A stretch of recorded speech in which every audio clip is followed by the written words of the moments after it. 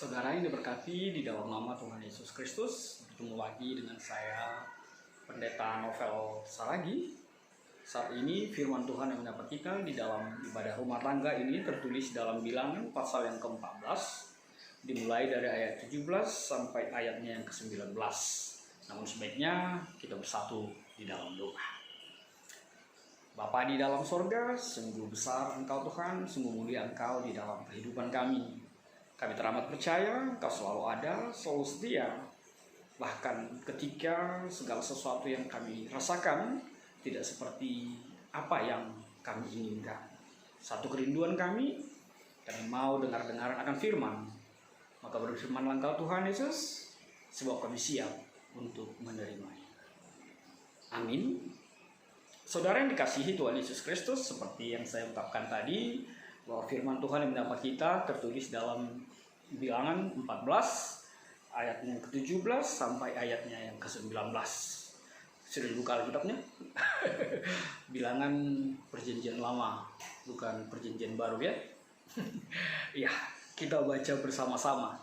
Walaupun saya tidak mendengar membacanya, tapi saya teramat percaya bahwa Anda telah membuka Alkitabmu dan kita membaca bersama-sama karena cuma 3 ayat. Kita mulai. Jadi sekarang biarlah kiranya kekuatan Tuhan itu nyata kebesarannya, seperti yang Kau firmankan. Tuhan itu berpanjangan sabar dan kasih setianya berlimpah-limpah. Ia mengampuni kesalahan dan pelanggaran, tetapi sekali-sekali tidak membebaskan orang yang bersalah dari hukuman. Bahkan ia membalaskan kesalahan bapa kepada anak-anaknya, kepada keturunan yang ketiga dan keempat. Ampunilah kiranya kesalahan bangsa ini sesuai dengan kebesaran kasih setiamu, seperti Engkau telah mengampuni bangsa ini mulai dari Mesir sampai kemari. Demikian firman Tuhan. Saudara yang diberkati di dalam nama Tuhan Yesus Kristus, tema kita adalah kasih setia Tuhan atau kesetiaan Tuhan. Saudara-saudara diberkati dalam nama Tuhan Yesus Kristus, kita pasti berada di dalam situasi ya mungkin sudah mulai sedikit membosankan ya, sudah 4 minggu ya, tapi kita teramat percaya bahwa sama seperti kebenaran firman Tuhan ini, semuanya hanyalah bagaimana kita memandang sesuatu itu di tengah-tengah kehidupan kita. Bagaimana kita memandang apa yang terjadi dalam kehidupan kita. Kenapa saya mengatakan seperti itu? Firman Tuhan ini dimulai dilatar belakangi oleh kisah pengintai-pengintai yang diutus oleh Musa untuk melihat sebagaimana tanah Kanaan itu sebenarnya. Ternyata ada sudut pandang yang berbeda. Sudut pandang berbeda itu apa? Pengintai yang lain bahkan kebanyakan mengatakan bahwa tanah Kanaan itu, tanah perjanjian itu adalah tanah yang tidak mungkin direbut. Bangsanya, sukunya banyak, beringas, dan segala sesuatunya. Intinya ingin mengatakan bahwa tidak layak kita ke sana atau tidak usah beranjak ke sana, lalu lebih baiklah kita kembali ke Mesir. Tidak mungkin itu.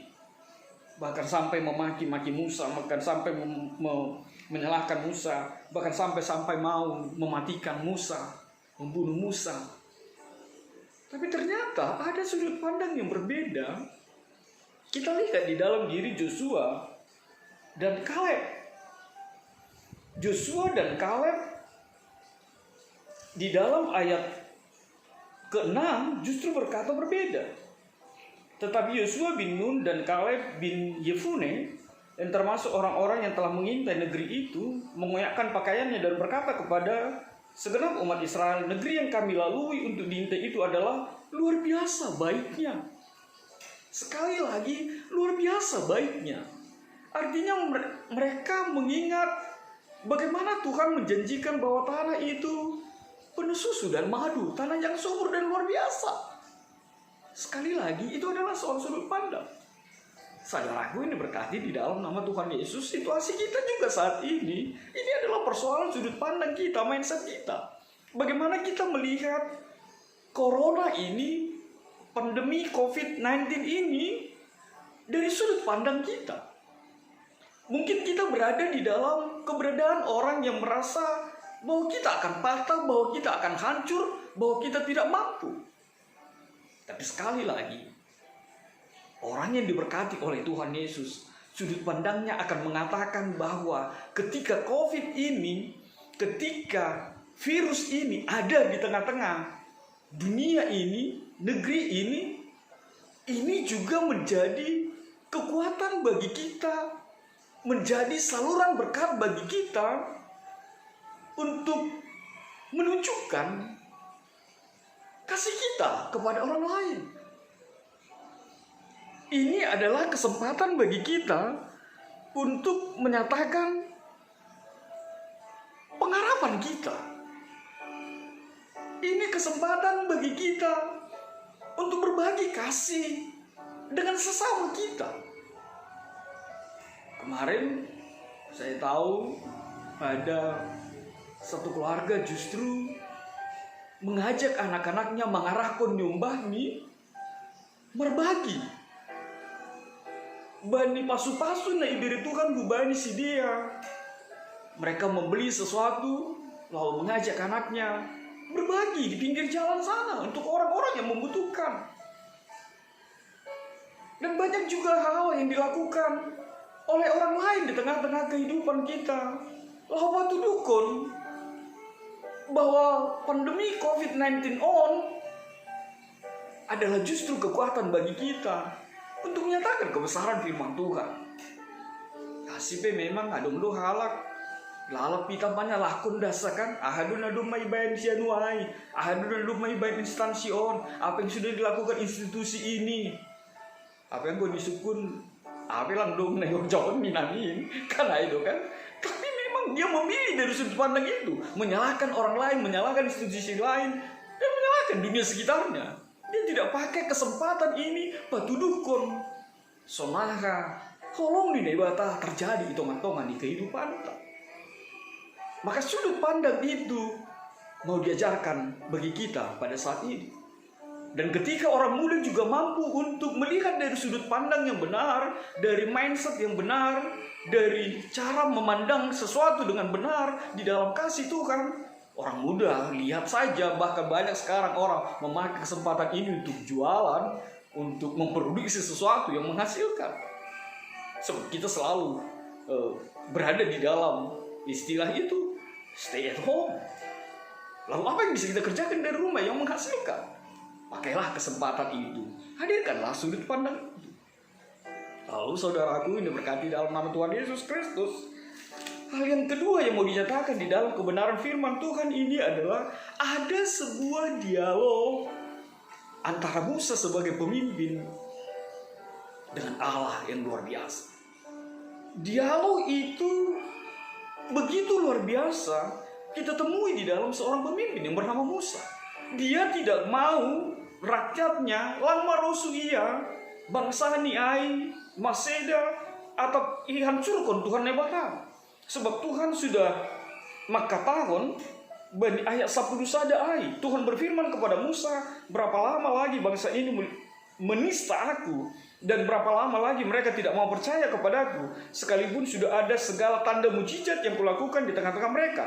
Lihat ayat yang ke-12. Aku akan memukul mereka dengan penyakit sampar dan melenyapkan mereka. Tetapi engkau akan kubuat menjadi bangsa yang lebih besar dan lebih kuat daripada mereka. Tuhan marah, dan marahnya begitu luar biasa, akan mendatangkan penyakit sampar, bahkan memusnahkan mereka. Tapi ada satu hal yang luar biasa, tetapi engkau, katanya sama Musa, akan membuatnya menjadi bangsa yang besar. Tapi kita melihat, ya inilah tokoh pemimpin yang kita rindukan. Pemimpin yang tidak mau enak sendiri. Sebenarnya dia bisa bilang saja, ya sudah matikan saja mereka semua, biar aku besar, aku hebat, aku luar biasa begitu. Tapi kita melihat Seorang pemimpin yang begitu memikirkan rakyatnya, seorang pemimpin yang begitu memikirkan generasinya.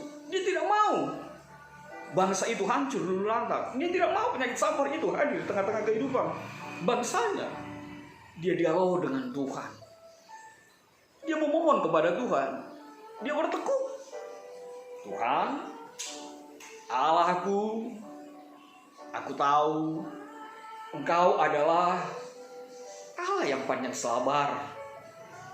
Kasih-Mu berlimpah-limpah, selalu mengampuni kesalahan dan pelanggaran.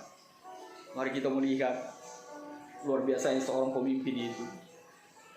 Mungkin Anda tidak menjadi pemimpin di instansi, tapi bisa jadi Anda pemimpin di rumah Anda, Bapak, Ibu, jadi pemimpin. Lihatlah Musa yang begitu luar biasa itu. Dia mengenal siapa Tuhannya, Allah yang panjang sabar dan kasih setianya berlimpah-limpah. Dan itulah kesetiaan Tuhan yang luar biasa dalam kehidupan kita. Setiap pagi, setiap hari, Dia menunjukkan kasih setianya di dalam kehidupan kita. Bahkan ketika segala sesuatunya tidak kita mengerti, bahkan ketika pergumulan itu berat dan berat sekali, sampai-sampai ada orang mengatakan, di manakah Tuhan itu? Tapi lihatlah kasih setia Tuhan itu dari sejak zaman perjanjian lama sampai saat ini, bahkan nanti Allahmu begitu setia. Bukan hanya untuk dirimu, tapi untuk dunia ini. Sebab kasihnya adalah universal. Tuhan tidak akan membiarkan kita hancur lulu lantak. Tapi Tuhan dengan kasih setianya akan melenyapkan virus corona ini. Sebab Allahmu adalah setia. Bahkan ketika engkau jatuh ke dalam dosa, bahkan ketika engkau terpuruk, bahkan ketika engkau melawan, bahkan menistanya, tangannya sama seperti gambaran di kayu salib itu. Tangannya terbentang. Marilah, datanglah kepadaku. Tuhan itu setia. Dia akan selalu menunggu kita. Aido aseha tahun lama rosu nebatain mengida permateni hala perjahat. Tapi Tuhan selalu merindukan dengan kesetiaannya kembalinya orang jahat itu mengakui kesalahannya dan bertobat. Lalu apa yang ketiga? Yang ketiga dikatakan di dalam firman Tuhan ini, ampunilah kiranya kesalahan bangsa ini sesuai dengan kebesaran kasih setiamu, seperti engkau telah mengampuni bangsa ini mulai dari Mesir sampai kemari. Memang yang terbaik adalah mintalah pengampunan itu. Biarkan Tuhan memberikan pengampunan bagi kita. Sebab Tuhan itu selalu hadir dengan karya pengampunan di dalam kehidupan kita. Dan karyanya yang terbesar itu adalah sebuah pengampunan. Dia mati di kayu salib. Itu semua adalah karya pengampunan. Tidak baik dan tidak benar kalau kita selalu menyalahkan Tuhan. Bahkan kita menghujat Tuhan untuk segala sesuatu yang terjadi dalam kehidupan kita ketika sesuatu itu tidak kita mengerti. Semakin kita mengejek, menista, membantah Tuhan di dalam kehidupan kita, maka di sanalah kelihatan kekerdilan iman percaya kita. Tapi saudara-saudara berkati Tuhan Yesus Kristus, firman Tuhan menyapa kita saat ini. Kalau Tuhanmu adalah Tuhan yang setia, maka tetaplah setia. Maka tetaplah menjadi pribadi yang setia dalam kehidupan kita. Maka Tuhan Yesus katakan Bubata, jangan pernah ada Allah lain di hadapanku. Mungkin beban ini menghempaskanmu, mungkin situasi ini membuatmu terpuruk, tapi jangan sampai engkau mengilahkan, Anda membuat Tuhan di luar Tuhan Allah. Tidakkah ada Tuhan yang jauh lebih hebat dari Yesus kita? Yesus kita adalah Yesus yang setia. Kesetiaannya sungguh luar biasa, dan begitulah kiranya anak-anaknya di tengah-tengah kehidupan kita. Tuhan memberkati. Tetaplah di rumah, biarkan Tuhan datang dan hadir di tengah-tengah rumah. Amin. Kita bersatu dalam doa. Bapa di dalam sorga, terima kasih Tuhan buat kebenaran firman-Mu. Kami sungguh bangga punya Tuhan seperti Engkau, Tuhan yang setia, Tuhan yang selalu peduli dengan kehidupan kami. Bahkan jauh lebih besar, lebih luar biasa kasih-Mu dibandingkan amarah-Mu Tuhan. Banyak kesalahan, banyak dosa yang kami lakukan, tapi biarlah kesetiaan Tuhan memberikan karya pengampunan dalam hidup kami. Bapa di dalam sorga, di dalam nama-Mu kami patahkan virus corona yang mencoba mengganggu di dalam kehidupan kami, bahkan membunuh tubuh ini. Angkat dan buang jauh Tuhan Yesus, dan biarlah kami terjawab kerinduannya, bisa beribadah kembali di rumah-Mu, bersama dengan Engkau di dalam sebuah persekutuan yang kudus, hanya di dalam nama Tuhan Yesus. Dalam kasih-Mu kami berdoa dan mengucap syukur. Amin.